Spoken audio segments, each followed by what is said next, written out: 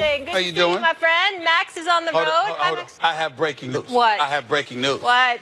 I'm at the game in Philadelphia last night watching them get set to close out. And it wasn't just Meek Mill that showed up in the house. Who? It was Max Kellerman. I couldn't believe Max? my eyes. Max, you were there? Kellerman rolled up in the house at the Wells Fargo Center last night. I was very pleased. I was very pleased. Well, I am in Philadelphia to shoot some more scenes for Creed 2. I have to mention that. That's in fact why I'm here. Nothing wrong with that. If the Sixers are, You guys if are the so Sixers big are, time. well, look, if the Sixers are, I'm playing incidentally a dashing and brilliant sports commentator named Max So you're not acting, yeah.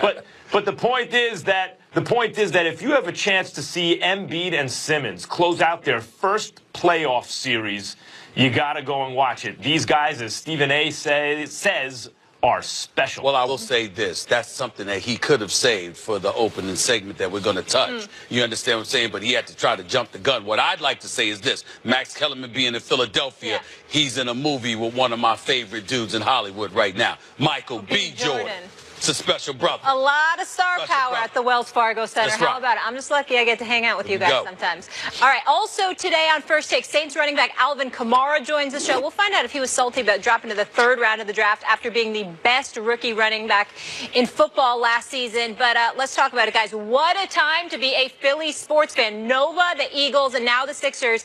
And Meek Mill had a front row seat to see all of it. This is their first conference semifinals appearance since 2012. And now they'll face the winner of the Celtics Bucks. Stephen A. Smith, are the Sixers the best team in the East? Yes, they are. Yes, they are right now. That might be by default, but nevertheless, it is reality. Last night was somewhat surreal. It was an incredible environment for me personally to be a guy that worked for the Philadelphia Inquirer for 17 years and ended my career there as a columnist for the last 10 years, and seeing what I've seen from the city, still starving for a Super Bowl championship, still starving for so many different things, and to watch the Eagles win the Super Bowl this year, then Villanova win another national championship. It's second in the last 3 years. That didn't happen during my 17-year career. Villanova hadn't won a national championship in that time. That was back in the day with Raleigh Massimino in the 80s, and Philadelphia 76ers hadn't been to an NBA Finals since 2001, hadn't won one since 2003, since 1983 rather, and the Philadelphia Eagles had never won a Super Bowl championship. So you see what's going on, and it's beautiful to watch. Then you go into Wells Fargo Center last night,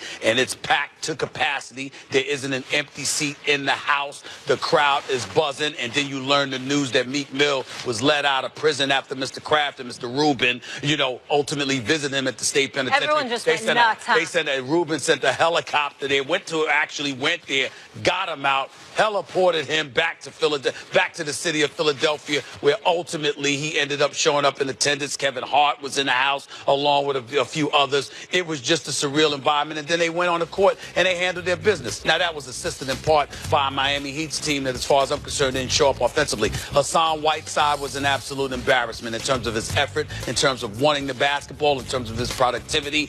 Joel Embiid, as far as I'm concerned, was playing against a no man as opposed to a big man. That was a problem. D-Wade had an off night in which I believe will be his final game. And then you look at the Philadelphia 76ers in terms of J.J. Redick shooting the basketball, Ben Simmons running the show, Joel Embiid putting up a double-double. And what I see is a Philadelphia 76ers team that has size, that has athleticism, that has length, that has depth. They can shoot from the perimeter, and more importantly, they want to defend. You take J.J. Redick off the court, they can literally put 5 guys out there, 6'6" and above, 4 of whom can shoot, and Ben Simmons is running the show. So it's something special, and I'm not just saying it because a few 76ers who will not be named at this particular moment in time surrounded me and cornered me and was ready to beat me up because I told them that Ben Simmons is not my rookie of the year. I felt them to go to the finals. That's not enough. I felt intimidated, Max. I felt intimidated. They kind of scared me. You understand? They kind of scared me before the game, but it's all love. Well, look, today is a day where it's easy to say the Sixers are the best there are in the East. But I am staying with the Toronto Raptors. And this flies in the face of history, I realize. The team with the special players, particularly in the playoff, and both of the special players between the Raptors and the Sixers, if it comes down to that, the special players are both on the Sixers. The Sixers are also deep. But I think that Toronto, like, there is a difference between playoff basketball and regular season basketball. But all during the regular season, the Raptors were the best team in the East for much of it. Top 5 offense, top 5 defense.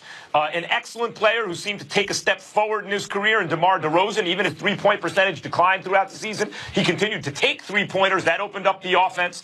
Kyle Lowry and DeRozan, though they were ISO'd too much, and that includes in these playoffs at times, at the end of games. Why don't the Raptors continue to play the way they've played all game at the end of games? Why are they ISOing 2 guys, which is never a good idea to begin with, but particularly when neither is quite good enough to get it done at this level, at the playoff level, against other great teams or excellent teams with sometimes great players. They shouldn't. I don't think they will all the time. I already noticed some corrections there. They've gotten better at it. They had a tough first-round draw in the Wizards, the Raptors, and so they're still in a tough fight. Look, John Wall, when things are clicking, John Wall and Bradley Beal are on the team with more front-loaded talent than the Raptors. And when things are clicking and they play like a team, given that they have the best player on either team in John Wall, it's a tough matchup for the Raptors. But we will see in this series if it's the same old Raptors or if there's something new here. I believe there's something new here. I believe they're playing a better brand of basketball this year, Stephen A. I think that they're deeper than they've ever been. Their advantage in terms of their bench and the advantage it gives over their opponent's bench is huge. And I think DeRozan and Lowry and Dwayne Casey have learned enough through their experiences together that they will close Washington out. And I'm going to say they're going to do it in 6 games. And I think when push comes to shove, the Sixers aren't quite ready. Not quite. By next year, yes, but not quite yet. Let me say this to you. First of all, I think the Sixers are going to take, I think that the Raptors will take the Wizards out in 7, not 6. And tonight is going to tell me a lot. If the Wizards win the night, for example, let's say, for example, lo and behold, the Wizards find a way to win the night's game in Toronto.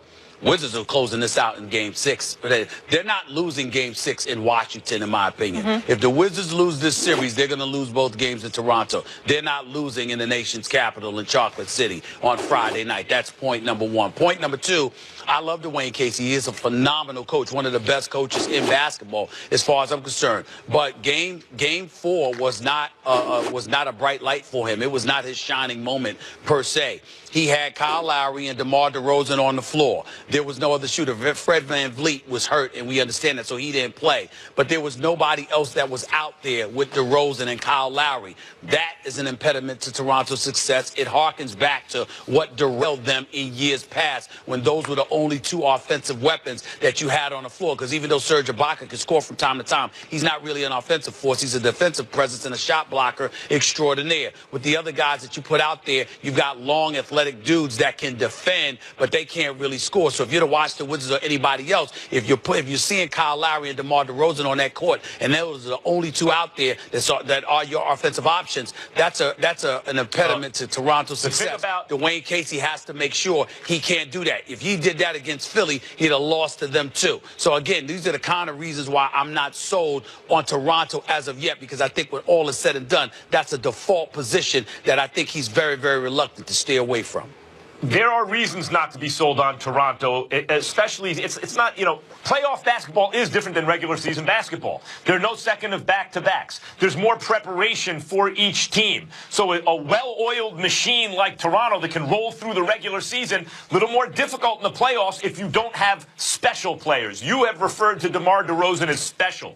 But when I say special, I mean a guy who really legitimately could be the best player in the league at some point soon, or among the very best players in the league. I don't think that's DeRozan. I don't think it'll ever be DeRozan.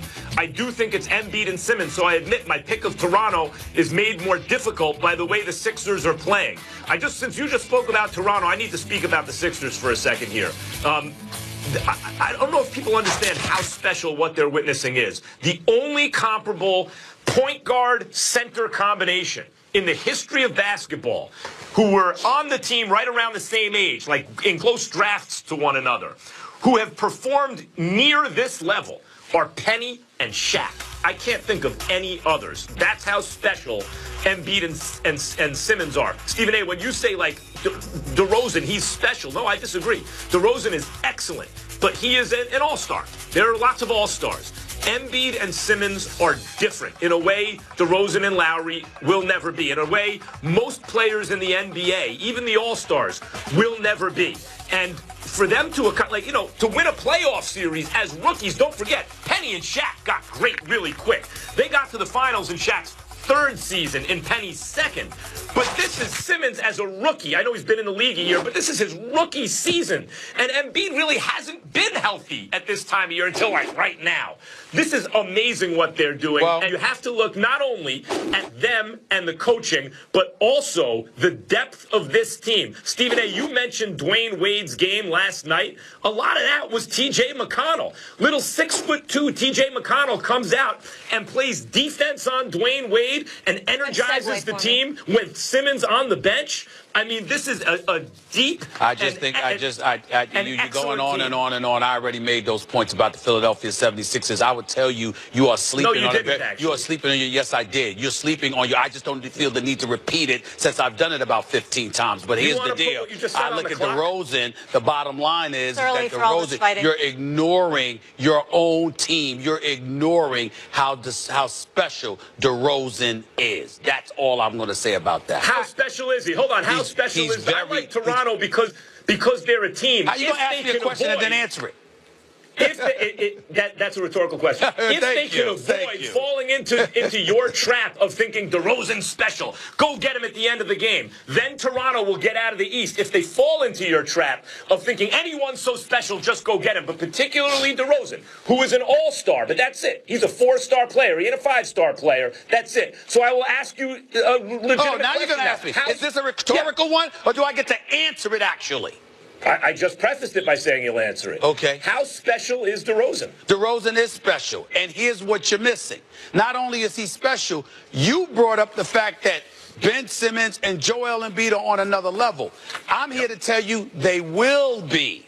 But at this particular moment in time, as gifted and as special as they are, and how we can see that the sky's the limit for them, that doesn't mean that as of right now, they are on the same level as DeMar DeRozan.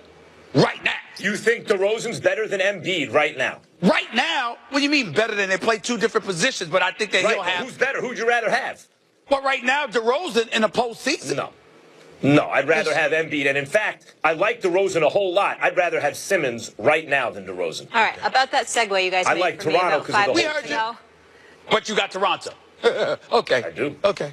I do, although Stephen A., it's one of these. Pray for me, everyone. Really? Pray for me. It's one of these. I'm trying, Molly. Oh, God, it's a lot. Meanwhile, Dwayne Wade's 15th NBA season came to an end last night. We discussed him possibly